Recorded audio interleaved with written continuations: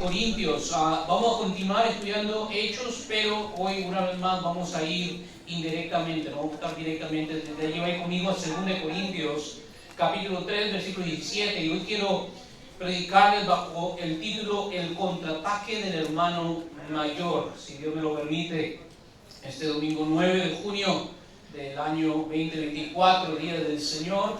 El contraataque del hermano mayor. Le voy a pedir una vez más, en honor a la lectura bíblica, que se pongan sobre sus pies. 2 Corintios, capítulo 3, y solo vamos a estar leyendo ahorita, aunque ahorita más adelante vamos a estar viendo, si Dios nos lo permite y puedo redimir el tiempo, vamos a estar viendo el contexto, pero ahorita solo le damos versículo 17. La palabra de Dios se lee en nombre del Padre, del Hijo y del Espíritu Santo.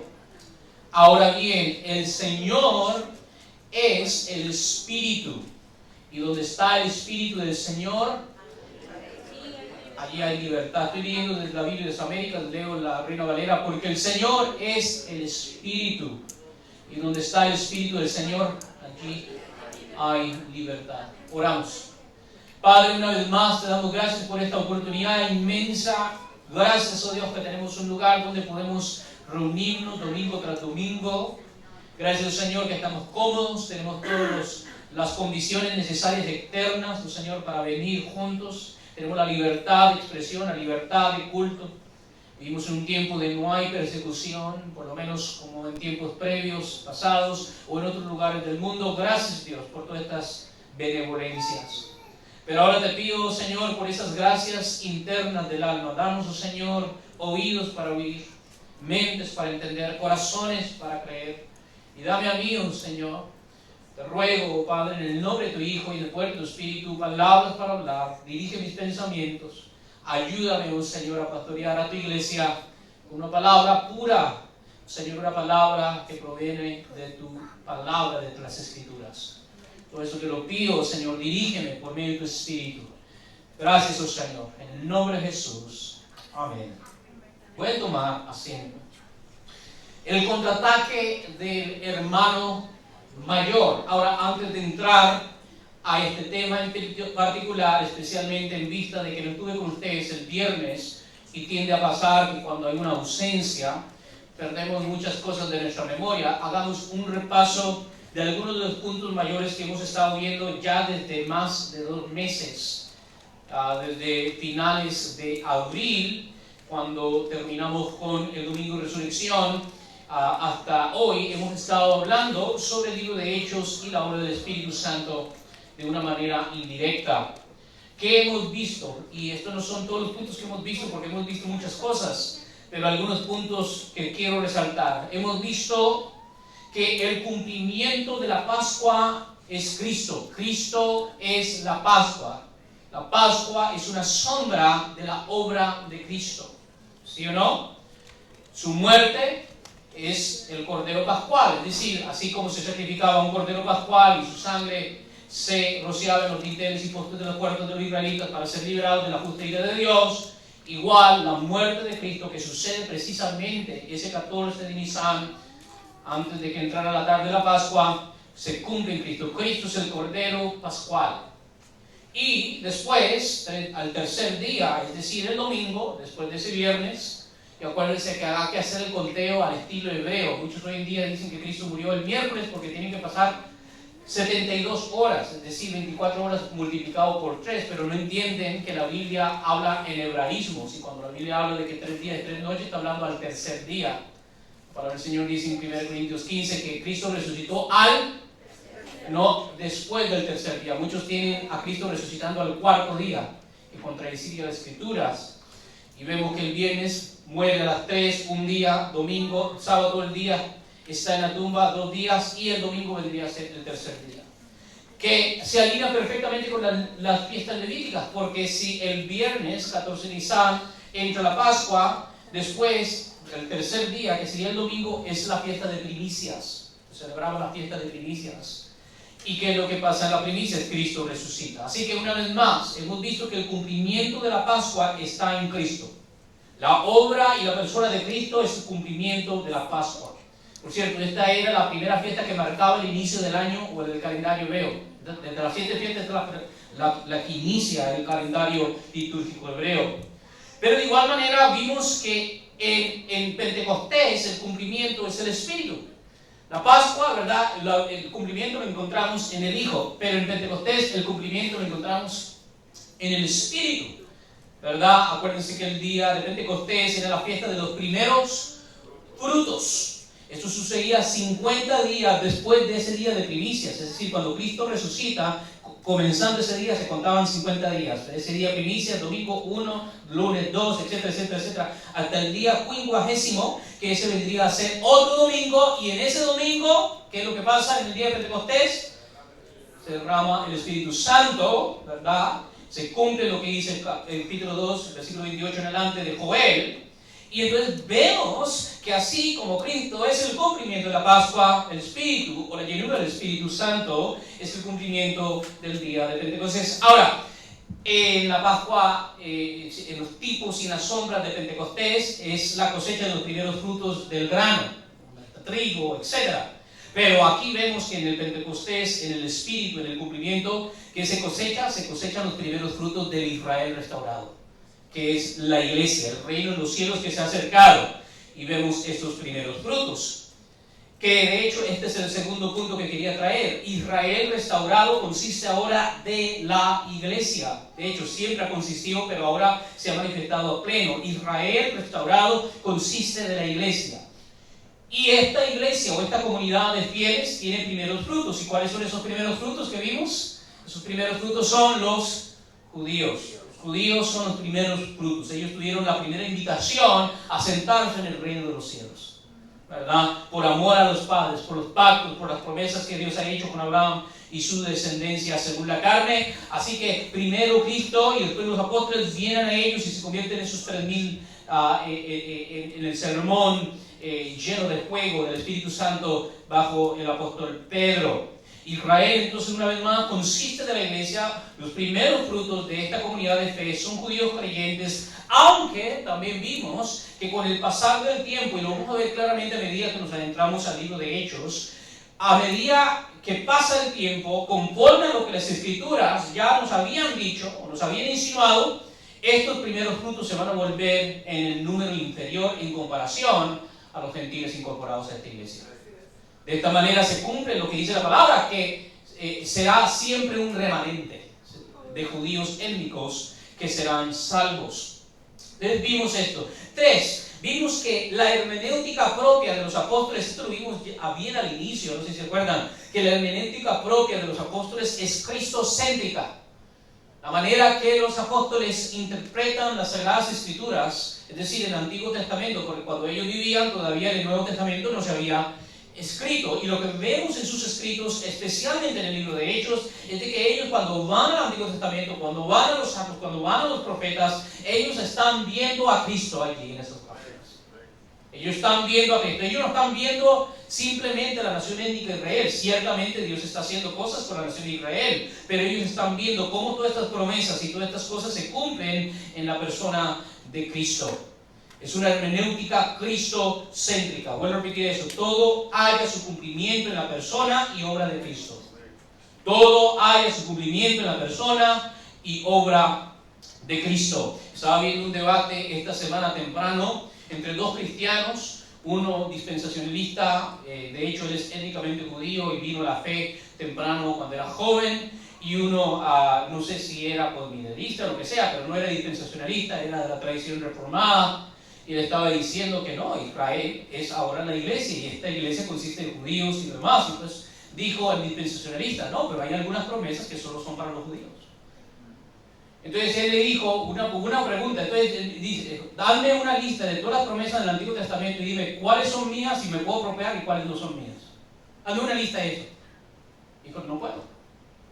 ¿Por qué no se puede? Porque es imposible, porque vemos aquí en el libro de Hechos de que muchas de las promesas que Dios dice en el Antiguo Testamento es para Judá, es para Israel, las está aplicando ahora ¿para quién? La iglesia. Pero eso es importante. Ahora, salió después el dispensacionalista y le dijo, pero de la tierra esa es para los judíos nada más, ¿verdad? Le dijo, No, pero Romanos capítulo 4 claramente nos dice que Dios no le prometió a Abraham la tierra de Jerusalén, nada más. Dios le prometió a Abraham ¿qué? Todo el mundo. No puedo repetir. Eso es bien importante que nosotros lo entendamos. La iglesia es la continuación de la comunidad del pacto, que es el Israel de Dios. Y todo esto solo se puede ver si tenemos una hermenéutica cristocéntrica. ¿Qué vimos también? Vimos que el nuevo Israel es nacido del Espíritu, y este Israel está siendo establecido, instaurado, erigido, levantado sobre las cenizas o los escombros del viejo Israel, nacido de la carne. Esto es bien importante que tengamos este contraste. El nuevo Israel nace según el Espíritu, el viejo Israel nace según la carne. Y este nuevo Israel, Dios está levantándolo sobre los escombros del antiguo Israel. Esto todavía no se va a ver en el libro de Hechos, pero ciertamente se ve desde nuestro punto de vista, porque podemos ver hacia atrás y podemos ver que precisamente esa misma generación, muchos estaban vivos, Juan ya estaba vivo, fue arrasada la ciudad de Jerusalén, y hasta el día de hoy no se ha levantado otro templo en este lugar. Así que este nuevo Israel está siendo levantado sobre las cenizas del viejo Israel. Hechos de los Apóstoles, además, es una etapa de transición. Acuérdense, el Hechos de los Apóstoles es una etapa de transición. Y porque es una etapa de transición, vamos a todavía tener elementos del viejo pacto con elementos del nuevo pacto, ¿verdad? Es ese periodo de pubertad, por así decirlo, ¿verdad? El chamaco todavía es niño, pero ya la voz está gruesa, ¿verdad? Y el libro de Hechos es esa transición donde estamos dejando lo viejo para recibir ahora la plenitud de lo nuevo. Y esto lo vemos claramente en el libro de Hechos, pero lo vamos a ver explícitamente dicho en el libro de Hebreos. Vayan conmigo a 8, no sé si puedes poner aquí en la pantalla, Hebreos capítulo 8, versículo 13, y desde aquí en adelante voy a estar obviamente citando todos estos versículos desde la Biblia de las Américas, no sé si lo puedes poner allí. Hebreos 8, 13 dice: cuando Él dijo, es decir, cuando Cristo dice, y también cuando Dios dijo por medio de sus santos profetas, dice un nuevo pacto, ¿verdad? Es decir, en los postreros días Dios por medio de sus profetas dijo: voy a hacer con la casa de Israel y la casa de Judá un nuevo pacto, ¿verdad? Mira que como el autor de Hebreo lo interpreta, dice: cuando dijo un nuevo pacto, hizo anticuado al primero, al viejo. ¿Sí o no? ¿Cuántos aquí, a ver, cuántos aquí tienen el iPhone 15 o 14? ¿Cuál es el iPhone que ya está ahorita a la venta? ¿El 15? ¿15 y medio? 15, ¿verdad? ¿Cuántos aquí todavía cargan un iPhone 3? Había 3, no creo, ¿verdad? Ya no lo ven, ¿verdad? ¿Cuántos aquí tienen un Chevy de 1960? ¿Verdad? Lo que nos está dando a entender es de que tenemos algo superior y por lo tanto lo inferior que obsoleto. Y es esa transición en la cual están los apóstoles. Y una vez más, y este es el gran error dispensacionalista, que quiere todavía tener los elementos del antiguo vigentes hasta el día de hoy. Y no se puede tener. Por ejemplo, ellos van a decir: no, pero en el capítulo 20 y pico, cuando Pablo vuelve a Jerusalén, él está celebrando las fiestas, él está yendo al templo. Sí, porque los apóstoles todavía se encuentran en ese momento de transición. Pero eventualmente ese templo iba a ser destruido hasta el día de hoy. Y de hecho, la nación moderna de Israel, esto es otra cosa que la gente no entiende. Muchos dicen: oh, Dios cumplió la promesa en 1948. Ahí se cumplió la promesa que Dios le hizo a Israel, que en los postreros días iba a restaurar la nación de Israel. Que primero de todo es una cachetada en la obra de Cristo, porque lo que está diciendo es que lo que Él comenzó hace 2000 años, esa no es la restauración de Israel. Y dos, la nación moderna de Israel es un estado laico que no reconoce a Cristo Jesús. Y parte central de lo que los profetas estaban diciendo es que cuando yo restaure Israel, hasta los niños me van a conocer. Esto es bien importante que nosotros lo entendamos. Así que vemos, y sigue diciendo el libro: y lo que se hace anticuado y envejece, está próximo ¿a qué? A desaparecer. Ahora, este nuevo pacto tampoco no vamos a a romper el Antiguo Testamento en nuestras vidas, jamás. Si haríamos eso, no entenderíamos el Nuevo Pacto para nada. Es imposible entender el Nuevo Pacto sin el Antiguo Pacto. ¿Por qué? Porque este Nuevo Pacto es el cumplimiento del Antiguo. Necesitamos el Antiguo Testamento, porque el Antiguo Testamento es básicamente lo que nos está apuntando hacia la persona y obra de Cristo Jesús. Este nuevo pacto, que es el cumplimiento del viejo, de hecho, vimos que consiste en ¿qué? Consiste en circuncidar a toda la nación de Israel. Así como Josué, antes de que entrara a Jericó, primero en Gilgal, la primera lugar, después de que pasaron el río Jordán, y se abrió el Jordán, confirmando el ministerio de Josué. Josué es un tipo de Cristo, porque Cristo es el que nos introduce a la tierra prometida, que es la tierra, la morada del Padre Celestial, que es lo primero que hace en Gilgal. Agarra cuchillos de piedra afilados y circuncida a todo Israel, porque toda esa generación de 40 años no se había circuncidado. Entonces lo circuncida antes de entrar y conquistar. Bueno, ¿qué es lo que vemos? Este nuevo pacto, que es el cumplimiento del viejo, consiste en ¿qué? En circuncidar, ahora no los prepucios de la casa de Israel, sino circuncidar ¿qué? Los corazones, no solo de una casta particular de este Israel, sino de todos los miembros de este Israel, todos, desde los adultos a los niños, desde los hombres a las mujeres, desde los líderes a los laicos, todos sus corazones van a ser circuncidados. Como vimos en Romanos capítulo 2, versículos 28 al 29, un verdadero judío consiste no en el que es circuncidado exteriormente, sino que un verdadero judío es el que es circuncidado en el corazón.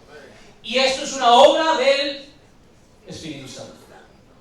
Esta es la obra que se le conoce teológicamente, la obra de regeneración, donde el corazón es regenerado, es cambiado por otro, como los antiguos profetas lo predijeron.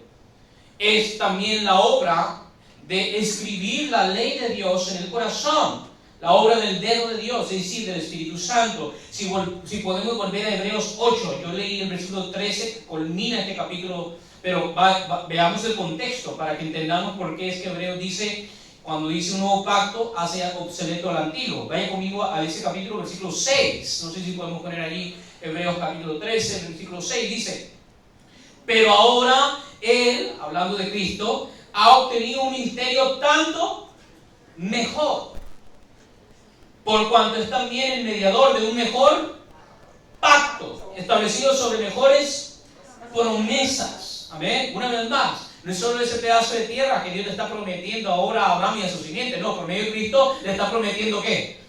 Toda la tierra.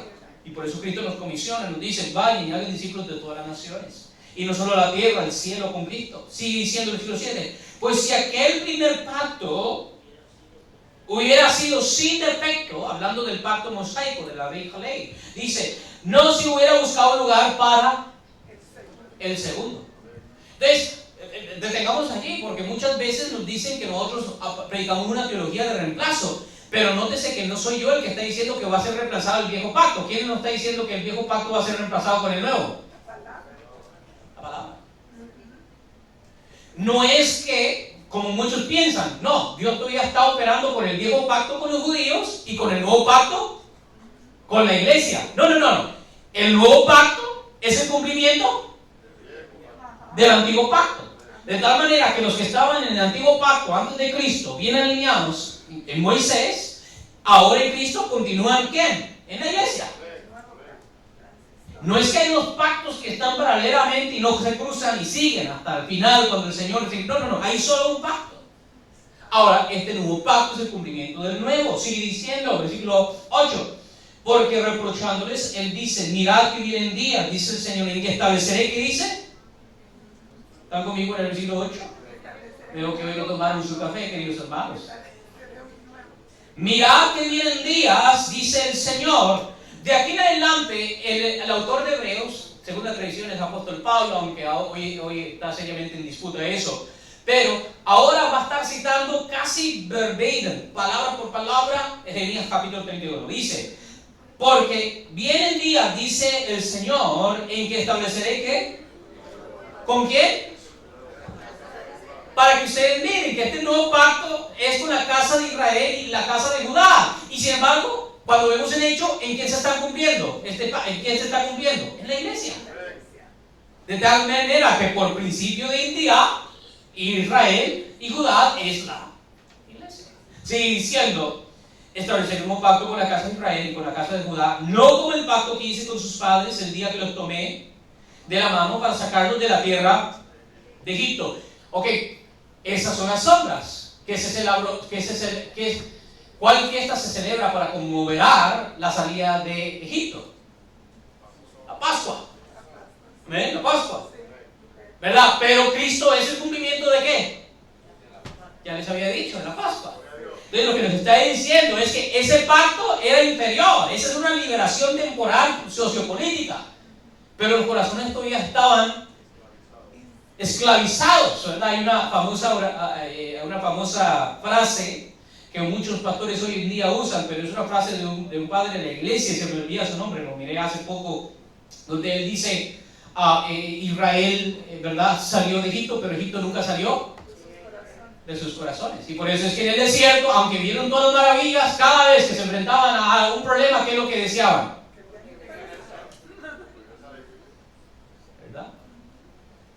Entonces vemos que sus corazones no estaban circuncidados y sin embargo Dios dice, con Israel en los postreros días voy a hacer un nuevo pacto. ¿Cuál es ese pacto? Bueno, sigamos leyendo, porque no permanecieron en mi pacto, sigue diciendo, y yo me desatendí de ellos, dice el Señor. De hecho, el libro de Jeremías nos dice que Dios le dio a Israel una carta de divorcio. Se divorció de ella. ¿Y por qué podemos decir, pero espera, eso entonces haría al Señor pecador? Porque Dios dice que Él odia el divorcio. Bueno, porque Él mismo estipula bajo qué parámetros es legítimo el divorcio y cuál es la causa legítima para divorciar a una esposa. La muerte o la infidelidad del adulterio. Israel, el antiguo pacto según la carne, fue infiel no una vez, no dos veces, sino. Y entonces Jeremías dice, voy a darle me divorcié de ella, sin embargo voy a establecer un nuevo pacto con la casa de Israel. Sí, diciendo, entonces, vamos a ver, si el antiguo pacto que hizo con su amada Israel consistía en darles la ley en piedras, ahora ¿qué es lo que va a hacer en este nuevo pacto? 10, porque este es el pacto que yo haré con la casa de Israel después de aquellos días, dice el Señor. Pondré mis leyes en la mente de ellos. El dedo de Dios que escribió la ley en las tablas de piedra las va a escribir ahora en la mente de Dios y las escribiré sobre sus corazones. Todo esto es cita casi palabra por palabra de Jeremías capítulo 31. Y yo seré su Dios y ellos serán mi pueblo. Y ninguno de ellos enseñará a su conciudadano, ninguno de su hermano diciendo, conoce al Señor. Porque ¿qué? Todos me conocerán. Cuando el Espíritu descendió sobre ese lugar, descendió solo sobre los apóstoles, se descendió sobre, porque la palabra de Dios dijo, en los postreros días derramaré mi Espíritu sobre toda carne, no solo sobre los sacerdotes, no solo sobre los reyes, no solo sobre los profetas, no, todos me van a conocer. ¿Por qué? Porque todos van a ser llenos del Espíritu Santo. Y este es el pacto. Este es el pacto, una vez más, que está haciendo con la casa de ¿quién? De Israel y la casa de Judá. Y sin embargo, cuando vemos su cumplimiento, ¿se está cumpliendo en quién? La iglesia. Gloria a Dios. Entiendan, vean esa identidad, para que no se dejen engañar. Dice, sigue diciendo el versículo 12, pues tendré misericordia de sus iniquidades y nunca más me acordaré de sus pecados. Así que vemos claramente aquí que la iglesia no es una segunda entidad, un segundo organismo con la cual Dios está operando por un tiempo provisional para luego, después, ponerlo a un lado y ahora sí volver a trabajar con su pueblo. No, lo que estamos viendo es que este es el verdadero pueblo de Dios, en el cual se cumplió lo que Dios dijo que iba a hacer con la casa de Israel. Era circuncidar sus corazones, llenarnos de su espíritu para que le conocieran.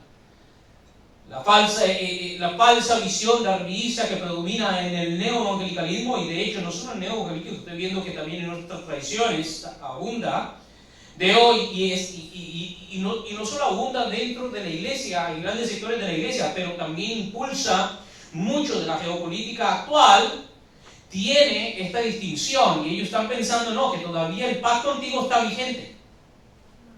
El pacto antiguo todavía sigue vigente y ese solo es para los judíos étnicos. Y el nuevo pacto también está vigente y ese es solo para los cristianos. Y entonces tenemos el antiguo y el nuevo pacto todavía en operación vigente, pero lo que estamos viendo aquí es que no.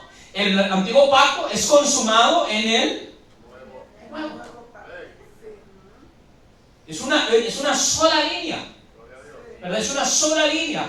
Antes de Cristo, si mi hermano Samuel quería ser parte del pueblo de Dios, ¿a qué? Hermano Osvaldo, saque el cuchillo. Ahí les iba bien a las mujeres, ¿verdad? Saque el cuchillo y hay que guardar el sábado y hay que guardar las fiestas levíticas. ¿Están conmigo? Ahora, esto es increíble, que ahora en la plenitud del nuevo, cuando ya Cristo cumplió todo eso, todavía hay gente que piensa que todas esas cosas se tienen que ¿qué? Y por eso tenemos toda una carta llamada la carta de los Gálatas, donde Pablo destruye ese argumento. Y le dice a Pedro, tú y yo, siendo judíos, ni siquiera nosotros guardamos la ley. ¿Cómo le vamos entonces a obligar a los gentiles a guardar la ley? Así que vemos claramente que en las Escrituras, y en particular en Lucas, vemos una continuidad en la iglesia. Lucas en su Evangelio, como les dije al inicio de esta serie, nos introduce al heredero legítimo del trono de Judá, del trono de David. ¿Quién es ese heredero? Es Cristo, el hijo que le nació a María estando virgen.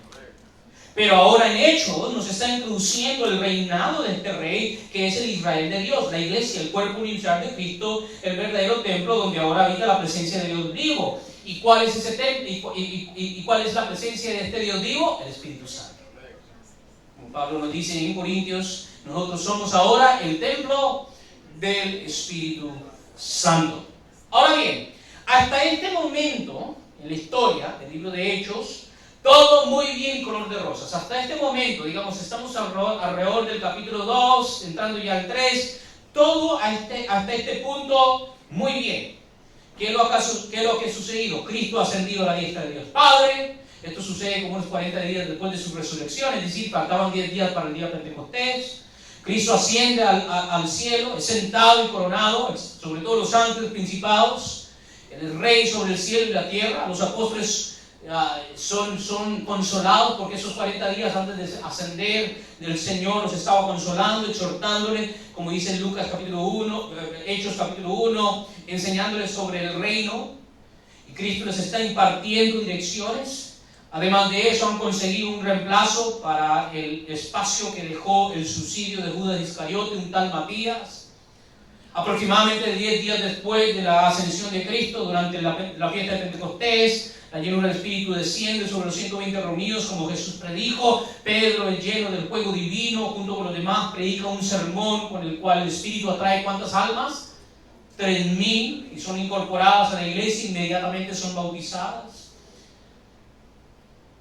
¿Cómo termina el capítulo 2 del libro de Hechos? Versículos 46 y 47. Todo muy lindo, ojalá es como cuando uno ve una película y dice, todo va muy bien, algo malo va a pasar. ¿Cómo es que termina el capítulo 2, versículos 46 y 47? Mire, dice, día tras día, no sé, Hechos 2, 46, 47, dice, día tras día continuaban unánimes en el templo y partiendo el pan en los hogares, comían juntos ¿con qué? Alegría y sencillez de corazón, alabando a Dios y hallando favor con todo el pueblo. Y el Señor añadía cada día al número de ellos los que iban siendo salvos. Esto es muy importante, es todo bien, ¿verdad? Se convirtieron 3,000, el Señor sigue operando. Ahora, nótese ese todo el pueblo, en el versículo 47. Ese todo el pueblo claramente se refiere ¿a quién? A la nación ¿qué? Étnica de Israel. Es decir, hasta este momento la iglesia no tiene problemas con nadie. No hay persecución. Hasta este momento la iglesia naciente goza de gran favor del pueblo judío y aún no encuentra resistencia.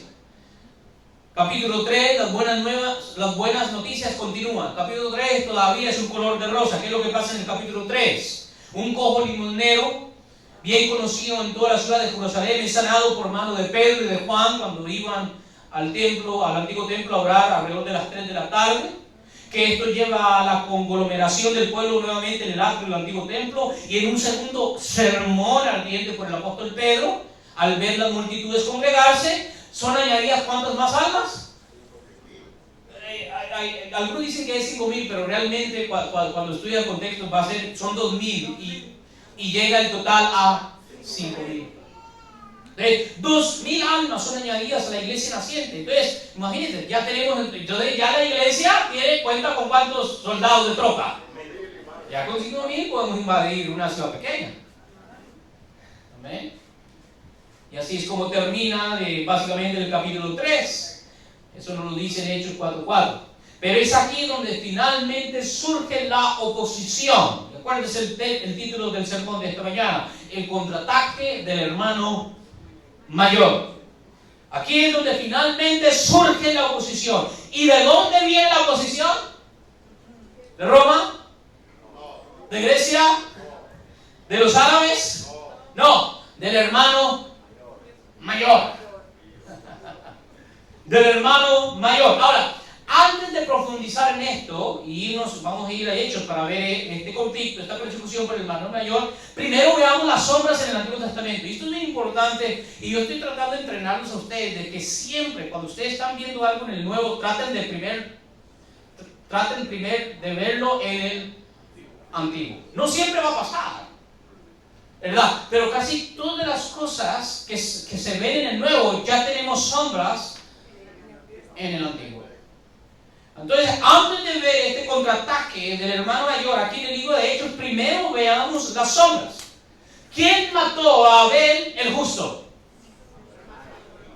El hermano mayor, Caín el impío. Amén. ¿Quién se burlaba y hostigaba a Isaac, el hijo de la promesa? El hermano mayor, Ismael, según la carne. ¿Quién hizo voto de matar a Jacob una vez Isaac, el padre, muriera? El hermano mayor, Esaú, el edomita. ¿Quiénes conspiraron contra José, un tipo de Cristo, para matarlo y luego lo vendieron como esclavo para Egipto? Los hermanos mayores. ¿Quién se irritó contra David y lo acusó de maldad por querer enfrentarse a Goliat? El hermano mayor, Eliab, lleno de celos. ¿Están viendo esto? Estamos viendo un patrón del Antiguo Testamento. Y el patrón del Antiguo Testamento es que el hermano mayor persigue al hermano menor. No es mera, claro, si ustedes creen que esto es mera casualidad, usted no conoce a Dios. Dios tiene todas las cosas sumamente calculadas. Estamos viendo un tipo que se va a cumplir ahora en el Nuevo. Estamos viendo un tipo en el Antiguo Testamento, un patrón en el Antiguo Testamento. ¿Y cuál es ese patrón? Que el hermano mayor suele perseguir al menor. Claramente las Escrituras ya lo estaban anticipando y dejándonos saber a nosotros, los hijos menores. Nosotros somos los hijos menores. ¿Por qué? Porque nosotros somos los hijos que nacimos del Espíritu. Pero ya el hermano mayor, según la carne, estaba aquí antes de nosotros. Amén. Ya aquellos que tuvieron un pacto en un tiempo previo desde el monte Sinaí, ya estaban aquí miles de años antes de nosotros, que nacemos del Espíritu en el día de Pentecostés. Entonces, Jesús mismo no lo había, todavía conmigo Mateo 10:21. Miren lo que dice Jesús. Esto se lo dice a los apóstoles. Vaya conmigo Mateo capítulo 10:21. ¿Quiénes serán los enemigos de la iglesia? ¿Quiénes serán los enemigos de este nuevo Israel? ¿Ah? Dice, ¿y qué? Y el hermano entregará la muerte al hermano, y el padre y al hijo, y los hijos se levantarán contra los y les causarán la.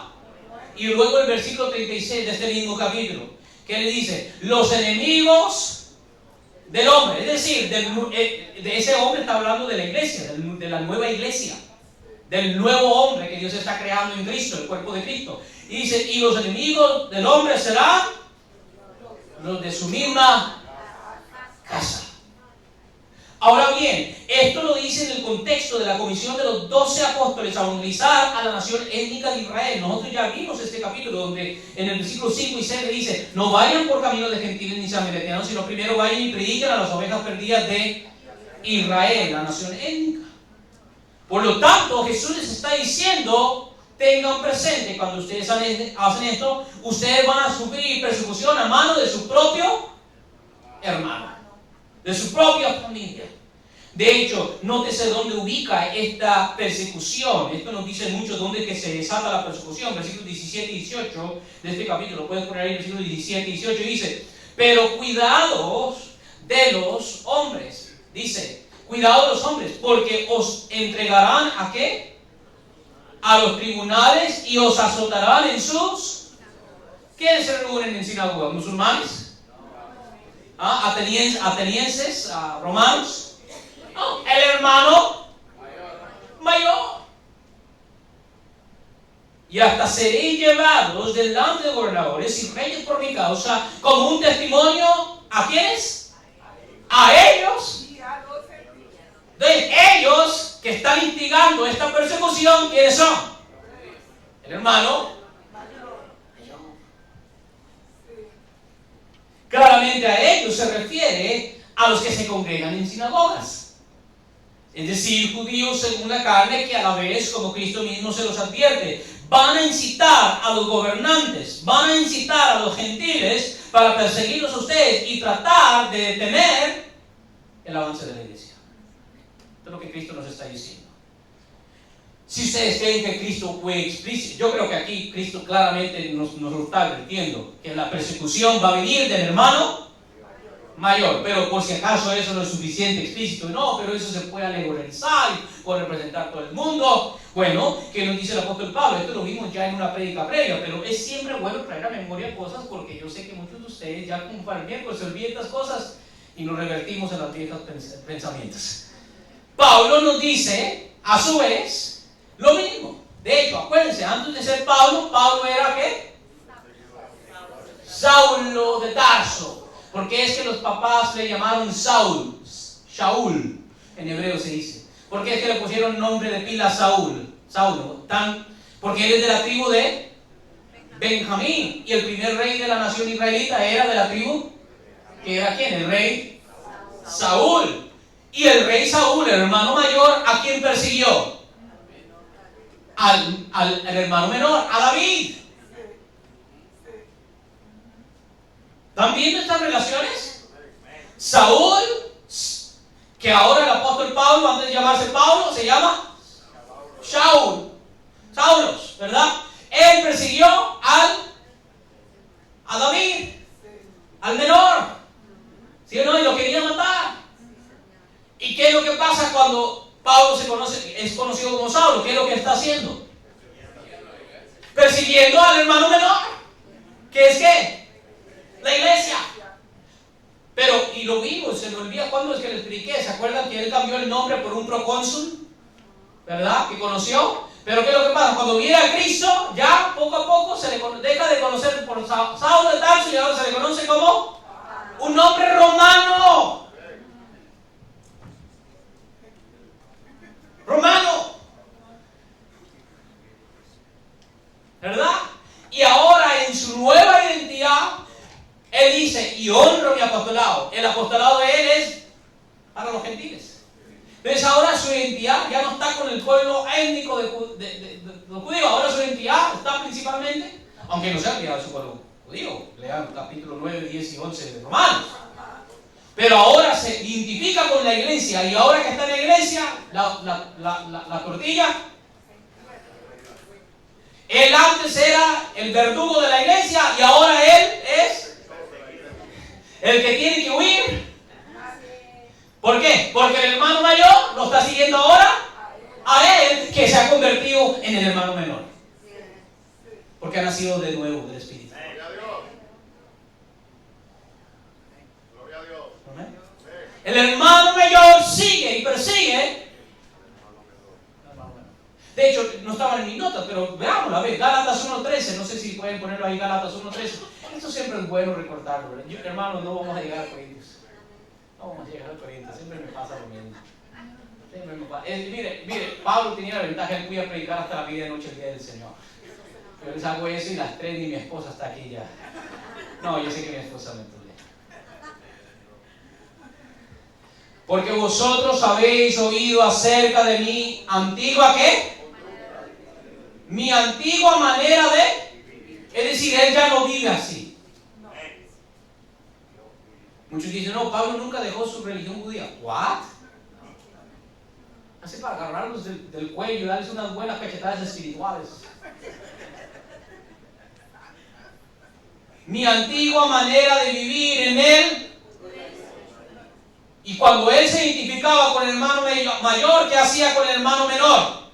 ¿De cuán desmedidamente perseguía yo a la iglesia de Dios y trataba de destruirla? Ahí vemos al hijo que nace según la carne persiguiendo al hijo que nace según el Espíritu. Pero más adelante, si usted lo lee, va a decir, pero cuando Dios tuvo misericordia de presentarme a Cristo, ¿verdad? Porque lo hacía por ignorancia, ahora Él se vuelve el fugitivo. Pero aún es más claro en el capítulo 4. Vaya conmigo al capítulo 4 de Gálatas, versículo 28 al 29, para que ustedes miren otra vez este patrón, que una vez más no es innovador al Nuevo Testamento, es un patrón que vemos a lo largo de las Escrituras. Ya el Antiguo Testamento tenía este tipo. Capítulo 4, versículo 28 y 29 dice: y vosotros, hermanos, hablando a la iglesia, y vosotros, hermanos, como Isaac, ¿qué? ¿Sois hijos de qué? Amén. Isaac es hijo de la promesa. ¿Y cómo sabemos que Isaac y no Ismael es hijo de la promesa? Porque Ismael fue procurado, fue obtenido por medios, ¿qué? Carnales. Sara le dice a su marido: acuéstate con mi sierva y ella dará luz en mis pies y yo voy a adoptar ese niño. Este es el genio humano. Estas son las obras del hombre. Esta es la religión del hombre, que trata de hacer la voluntad de Dios a su manera. Pero Isaac solo nació por medio del poder del Espíritu Santo. Porque ya Abraham tenía casi 100 años y Sara tenía 90 años. Y sin embargo, les nació a Isaac. Y por eso es que Isaac se llama, ¿sabe qué es lo que significa Isaac? Risa. Porque ¿quién ve a una mujer de 90 años dando de mamar a un niño? No creyeron cuando él dice que Sara escuchó, los ángeles creyeron, dice que se rió. Y no solo él se rió, ella se rió también Abraham. Pero notes, la iglesia es el hijo que nace según ¿el qué? El Espíritu. Ustedes son judíos según él, que han sido circuncidados en sus corazones. Amén. Más sin embargo, que lo que dice, pero así como entonces el que nació según la carne, es decir, los que son circuncidados en la carne, persiguió al que nació según, así también sucede ahora. ¿Están conmigo? Hasta ahí. El hermano mayor persigue al hermano menor. Así que, conforme a las Escrituras, el hermano mayor según la carne, el que es, por cierto, ¿y por qué es que el hermano mayor siente la necesidad de seguir al hermano menor? Porque es sencillo, porque él dice: yo estuve aquí primero. ¿Qué te haces tú, iglesia, creer? Nosotros ya tenemos más de 2000 años de historia. Nosotros estábamos aquí mucho antes que usted. Ellos estaban allí primero antes del nacimiento espiritual del hermano menor, es decir, la iglesia, por medio del Espíritu Santo, cuando se derramó en el día de Pentecostés. Es allí cuando la iglesia entra en su formación plena, en su plena madurez, como dice Gálatas capítulo 4, 3 al 6. Pero ahora el hermano mayor, movido por celos, está por perseguir a la iglesia con toda su furia e influencia que ejerce sobre la clase política. Veamos estos inicios de la persecución. Vaya conmigo a Hechos capítulo 4, versículo 1 al 2, para que veamos. Hasta el capítulo 3, todo muy hermoso. Todo muy hermoso. Casi como que queremos que termine Hechos en el capítulo 3. Pero si termina allí, no es una historia interesante, porque necesitamos resistencia. Capítulo 4, versículos 1 al 8 del libro de Hechos. Dice: mientras ellos hablaban al pueblo, este es el segundo discurso de Pedro, después de haber sanado al paralítico en la puerta de la Hermosa, en el pórtico de la Hermosa, mientras ellos hablaban al pueblo, se les echaron encima, ¿quiénes? Los sacerdotes, el capitán de la guardia del templo y los saduceos, indignados porque enseñaban al pueblo y anunciaban en Jesús la resurrección de entre los muertos. Este es el antiguo sacerdocio levítico. Los saduceos son la clase sacerdotal, que son según el linaje de Leví, de los lomos de Aarón. Este es el antiguo sacerdocio arónico, los ministros que ministran en la presencia de Dios bajo el antiguo pacto. Pero como vimos ya en Hebreos, tal sacerdocio está, ¿qué? Por desvanecerse. Hebreos 8:13. Este sacerdocio está por desvanecerse. Todavía está presente en Hechos, pero está por desvanecerse para dar paso al nuevo sacerdocio, que es ¿cuál? El sacerdocio apostólico. El sacerdocio, como dice Pedro, vosotros sois real sacerdocio. El viejo sacerdocio está pasando y el nuevo sacerdocio apostólico en Cristo se está levantando. Estos son, de hecho, los mismos sacerdotes que conspiraron y entregaron a Jesucristo para ser crucificado. ¿Cómo sabemos eso? Porque los nombras en el verso 6. Veamos quiénes son. Versículo 6. Estaban allí el sumo sacerdote, ¿quién? Anás, Caifás, Juan y Alejandro. Todos familias, tíos, primos, hermanos. Y todos los que eran, ¿qué? Del linaje de los sumos sacerdotes. El hermano mayor está viendo que la bendición está pasando ¿a quién? Al hermano menor, y quiere ¿qué? Matarlo. El antiguo linaje sacerdotal está siendo descartado y están preocupados de perder su fuerte control sobre la nación israelita.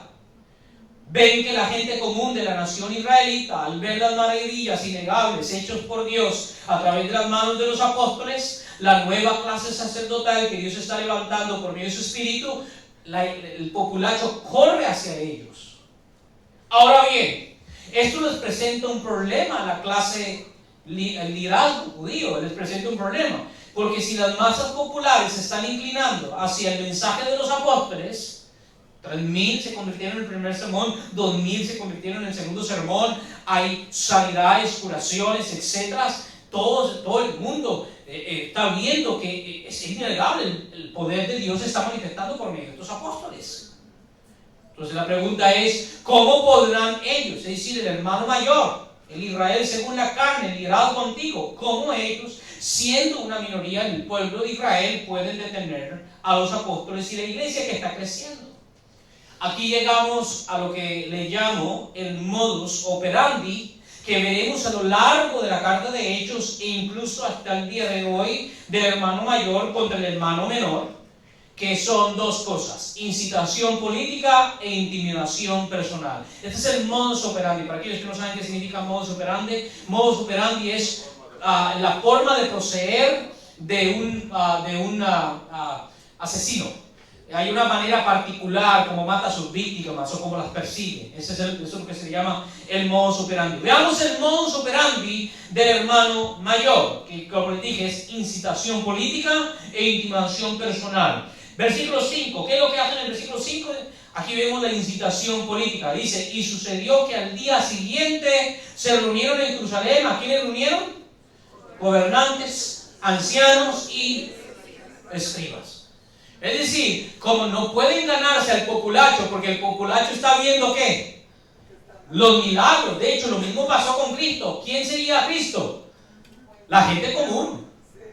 Porque ellos miraban las sanidades y como le dijo el hombre ciego de nacimiento que fue cuestionado por estos mismos líderes, ¿cómo Dios va a escuchar a un pecador? Y preocupado Caifás dijo, hay que matarlo porque toda la nación israelita se va hacia él. Entonces, ¿qué es lo que hacen? Bueno, Usan la incitación política, agarran el poder político, es decir, los que están gobernando, y también usan la intimidación personal. Esto lo veamos más adelante, versículos 15 al 17. Vayan conmigo al versículos 15 y 17 de este mismo capítulo. Dice: después de reunir la clase gobernante, discuten qué vamos a hacer, cómo los paramos, cómo los detenemos, y al final, porque tenían miedo del pueblo, ¿qué es lo que hacen? El versículo 15 dice: pero habiéndoles ordenado salir fuera del concilio, dice, deliberaban entre sí diciendo: ¿qué haremos con estos hombres? Porque el hecho de que un milagro notable ha sido realizado por medio de ellos es evidente a todos los que viven en Jerusalén y no podemos negarlo. Mas a fin de que no se divulgue más entre el pueblo, ¿qué es lo que vamos a hacer? Amenacémoslos para que no hablen más a hombre alguno en este nombre, es decir, en el nombre de Cristo. Pero aquí vemos el modus operandi del hermano mayor. El modus operandi del hermano mayor es incitar a la clase gobernante e intimidar a los voceros de Cristo, o poner una mordaza. Y este es el modus operandi del hermano mayor que vamos a ver a lo largo de esta carta. Veamos algunos ejemplos de hecho de este modo de proceder del hermano mayor. Agarren bien sus líderes. ¿Rápido? ¿Están conmigo? Efraín, si quieres, ok. Veamos este modus operandi en varias ocasiones. No son todos los ejemplos que Hechos nos ofrece, pero son varios de los ejemplos mayores. Antioquía y Pisidia, Hechos 13:50. Veamos, Hechos capítulo 13, versículo 50. No sé si puede poner allí. Este es Pablo en Antioquía de Pisidia. Dice así, lo voy a esperar. Dice: llega allí, comparte el evangelio. Algunos judíos creen, algunos no judíos creen. Pero ¿qué es lo que sucede? Versículo 50 dice: pero los judíos, ¿qué es lo que hacen? Instigaron a las mujeres piadosas y distinguidas, Reina Valera, nobles, y a los hombres más que, es decir, a la clase alta. Este es el modus operandi del hermano mayor. Dice, los incitaron más prominentes y provocaron una persecución contra Pablo y Bernabé y los expulsaron de su comarca. ¿Vio? Incitación política. Veamos otro ejemplo. Ahora en Iconio, otra ciudad, en Iconio, Hechos 14:2. Vaya conmigo a Hechos 14:2. Veamos una vez más. Llegan aquí, predican el evangelio, judíos se convierten, no judíos se convierten, y ¿cómo se desata la persecución? A ver, veamos. Dice: pero los judíos que no creyeron excitaron y llenaron de odio los ánimos de los gentiles contra los hermanos. ¿Vio? Una vez más, incitación. Luego el versículo 5 y 6 de ese mismo capítulo. Mire, veamos, aquí todavía estamos en Iconio. Versículos 5 y 6 dice: y cuando los gentiles y los judíos con sus gobernantes prepararon un atentado para maltratarlos y apedrearlos, los apóstoles se dieron cuenta de ello y huyeron a las ciudades de Licaonia, Listra, Derbe y sus alrededores, predicando el evangelio allí. Entonces, nótese, los judíos, el hermano mayor, no creyente, judíos se convierten, pero nótese, una vez un judío se convierte ¿en qué? En hijo de la promesa. Amén. Esto es importante. Pero estos que no incitan, y estos al incitar son echados. Veamos ahora en Listra. Listra, vaya conmigo a Hechos 14:19. Si no me equivoco, Listra era la ciudad donde vivía Timoteo. Creo, alguien me puede corregir. Yo creo que esa es la ciudad de Timoteo, sí. Hechos 14:19. A ver, ahora en Listra dice: pero una vez más, llegan a Listra, predican el evangelio, judíos y no judíos creen en Cristo, son incorporados a la iglesia. ¿Y qué sucede? Dice: pero vinieron algunos judíos de Antioquía y de Iconio, y habiendo ¿qué? Persuadido. ¿Ven el modus operandi? Y apedrearon a Pablo y lo arrastraron fuera de la ciudad pensando que estaba muerto.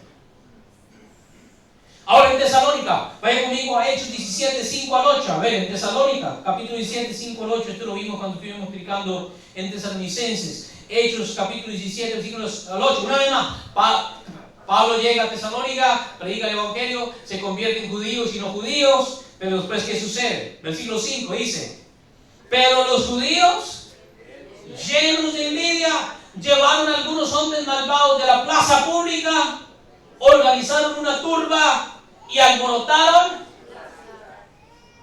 ¿Ven esto? ¿Lo estamos viendo dónde? En casi todas las ciudades donde viene la iglesia, se establece. Y asaltando la casa de Jasón, era el anfitrión, procuraban sacarlos al pueblo. Al no encontrarlos, arrastraron a Jasón y a algunos de los hermanos ante las autoridades de la ciudad, gritando, mire lo que dicen, mire, no sé si es, o espero que no sea grosero para ustedes, pero mire que es juegue vivos. ¿Saben qué significa juegue vivos, verdad? Una persona lista, pero lista no de una manera buena, de buena intención, sino de una manera maliciosa. Miren qué listos estos. Porque si hay un pueblo históricamente rebelde, que no quiere sujetarse, que quiere sacar fuera a Roma, ¿ese pueblo qué? Judío. Y por eso tenemos la revolución en Bar Kokhba, ¿verdad? Que terminaron obviamente con la destrucción de Israel en el primero y segundo siglo. Pero miren lo que dicen ellos. Entonces, incitan a la ciudad y después dice, y gritando, ¿qué es lo que dicen? Esos que han trastornado al mundo han venido acá también, ¿verdad? Sigue diciendo, y los han recibido, y todos ellos actúan contra los decretos del César. Ah, ve, qué buenos ciudadanos, ¿verdad? Del César. Diciendo que hay otro rey. Que ellos también dicen eso. Ellos de hecho están esperando un Mesías. Y ellos quieren expulsar también a los romanos. Pero cuando les conviene se comportan como... No, nosotros no tenemos ningún rey más que... ¿Se acuerdan? ¿Quién dijo eso? Ellos mismos. Cuando le sacó a Barrabás y Poncio Pilato en 3 intentos trató de salvar la vida de Jesús porque dijo, no hay nada digno de matarlo. No, crucifíquenlo. Y después, ¿qué le dice Poncio Pilato? Voy a crucificar a nuestro rey. ¿Y qué le dice el hermano mayor? Nosotros no tenemos rey más que el César. Una vez más, intriga política, incitación política. Veamos 2 ejemplos más. Voy a reducir solo a 2 porque veo que están un poquito cansados. No sé si es la lluvia que los trajo así medio tristones. Vamos a Berea, Hechos 17:13. Ojalá que el próximo domingo allá no estén así, hermanos. Duerman temprano, el sábado próximo, a las 10 vayan. Hechos 17:13. A ver, en Berea. Ahora en Berea dice, pero cuando otra vez, llega Pablo, predica el evangelio, creen judíos y no judíos, pero después, ¿qué sucede? Según lo que ya hemos visto en todos estos ejemplos, ¿quién va a incitar a la población para perseguirlos? El hermano mayor. Ahora, nótese, cuidado, cuando digo hermano mayor no me estoy refiriendo a todos los judíos. ¿Por qué? Porque un judío que viene a Cristo nace de nuevo y ahora ya no solo es hijo según la carne. Ellos sí tienen un doble privilegio si se convierten, porque son hijos según la carne y son hijos según el Espíritu. Ahí me quito el sombrero.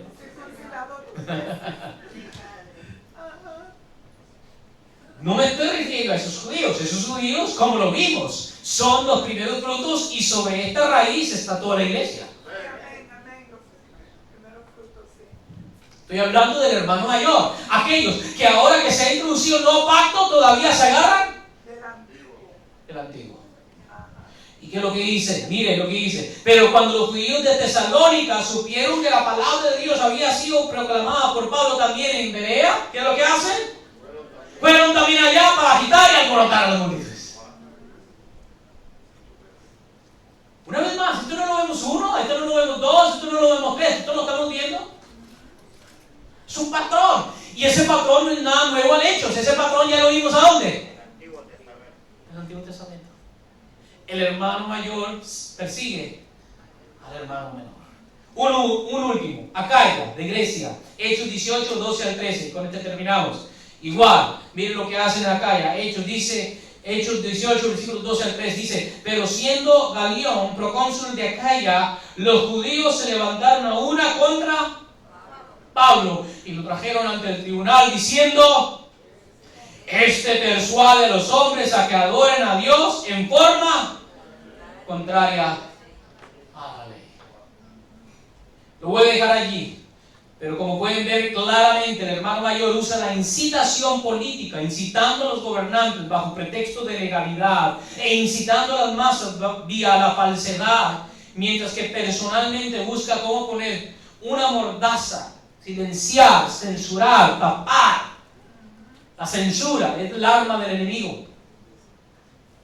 La iglesia no censura a nadie, al contrario, la iglesia dice, tráiganme sus mejores debatientes. Este no es el proceder de la iglesia. La iglesia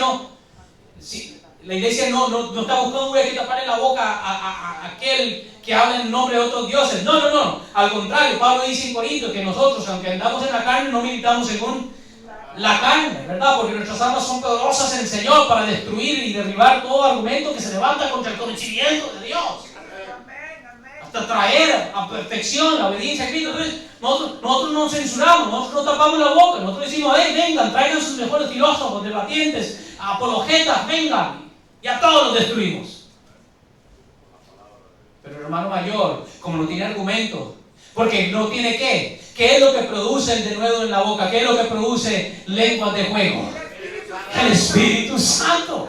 Como ellos no tienen el Espíritu porque se han quedado solo con la letra muerta de la ley, no pueden debatir. Entonces, como no pueden debatir, hay que callarle la boca. Ese es el modo operando del hermano mayor. Ahora, lo voy a dejar hasta aquí. No entramos a Corintios. Corintios, vamos, el viernes predica el hermano el domingo, después de que estén cansados del primer partido de fútbol, les predico esto. El domingo va a haber varias predicas. Ya no voy. El domingo allá en el parque voy a tratar de contestar yendo a 2 Corintios 3:17, porque 2 Corintios 17 y todo ese capítulo es tan revelador de por qué es. Y esta es la pregunta. Lo que queremos contestar es ¿por qué el hermano mayor persigue al hermano menor? ¿Por qué no mejor el hermano mayor se convierte en el hermano menor? Es decir, ¿por qué no sencillamente se convierte y acepta el mensaje de gloria? Amén. Y de hecho, si un judío viene a la fe, sigue teniendo su posición de distinción. Claro, doble, porque ellos podrían jactarse de una manera que usted y yo no podemos.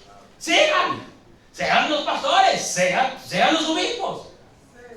No hay ningún problema. Prediquen a Cristo y a este crucificado, y ahí yo me quedo calladito. ¿Por qué no hace eso el hermano mayor? Y lo que nos va a decir el apóstol Pablo en 2 Corintios 3:17 es que hay un velo. ¿Se acuerdan cada vez que Moisés hablaba con Dios? ¿Verdad? Dice que cuando María y Aarón se sublevaron contra Moisés su hermano, le dijeron, ¿acaso solo por medio de Moisés hablaba? Dice que Dios les habló desde el tabernáculo y dije, ¿cómo ustedes se atreven a hablar con Moisés? Porque yo con los demás profetas, ¿cómo es? Por visiones y sueños, pero con Moisés, ¿qué le dijo? ¿Qué le dice Dios? ¿Yo hablo qué? Cara de cara. Y por eso es que dice el libro de Éxodo capítulo 34 que cada vez que descendía Moisés, ¿qué es lo que pasaba con su rostro? Resplandecía. Y entonces el pueblo de Israel, ¿qué? Tenía miedo. Entonces Moisés, para no atemorizarlos, ¿qué es lo que hacía con su rostro resplandeciente? Se ponía un velo. Es decir, la ley ya tiene destellos de la gloria de Cristo. Moisés ya apunta a Cristo, pero hay un velo que no deja al pueblo israelita ver. Y vamos a ver qué es ese velo. Pongámonos de pies y terminamos con eso. No sé si puedes poner, porque me siento un poco mal, por lo menos déjeme decir algo en cuanto al versículo 17 a medida que se ponen de pie. Can you put there, Efraín, 2 Corinthians 3:17, 2 Corintios 3:17. Próximo domingo vamos a ver solo este capítulo, vamos a ver todo este capítulo. Van a ver que mucho de lo que hemos estado hablando, del Pentecostés, de la ley, etc., todo allí lo menciona en ese capítulo de 2 Corintios 3. Pero solo allí. Mira lo que dice. ¿Esa es la Biblia de las Américas? ¿Ya? Okay. Leamos todos juntos. A ver, 1, 2 y 3. El Señor es el Espíritu. hasta ahí, vamos a dejarlo hasta ahí. ¿Qué dice? El Señor es El Espíritu. ¡Wow! ¿Qué significa? Que el Espíritu es Dios. Esta es una evidencia bíblica irrefutable que el Espíritu no es meramente una fuerza. No, el Espíritu es el Señor. Dios. Lo mismo que se dice del Hijo. Jesús es el Señor. El Padre es el Señor. Y ahora la Biblia está diciendo que el Espíritu es el Señor. No dice lo que Jesús le dijo a la mujer samaritana en el pozo de Jacob. No está escribiendo a Dios. Ahí le escribió a Dios. Dice, Dios es Espíritu. ¿Qué falta en esa oración? Dios es Espíritu. Aquí es Dios, el Espíritu es el Señor. ¿Qué falta en esa oración que le dijo a la mujer samaritana? Dios es Espíritu. ¿Podemos usar esa oración para decir, bien, el Espíritu Santo es Dios? No, porque allá se está usando como un descriptivo de que Dios es Espíritu, es decir, no tiene cuerpo, forma, sino que es puro Espíritu. Lo que falta allí se llama el artículo definido, ¿verdad? Porque si Jesús le hubiera dicho a la samaritana, Dios es el Espíritu, ¿ven cómo cambia esa oración? Si él hubiera dicho a la mujer samaritana, Dios es el Espíritu, podríamos también usar esa parte de la Biblia para deducir que el Espíritu Santo es el Dios. Pero ahí no está diciendo que el Espíritu es Dios, sino que lo que está diciendo es que está describiendo un atributo de Dios, que Dios es Espíritu, no tiene forma, no tiene cuerpo, ¿verdad? Mas sin embargo aquí, ¿qué nos está diciendo la Escritura? No. No solo Dios es Espíritu, sino que el Espíritu es Dios. Qué increíble, ¿sí o no?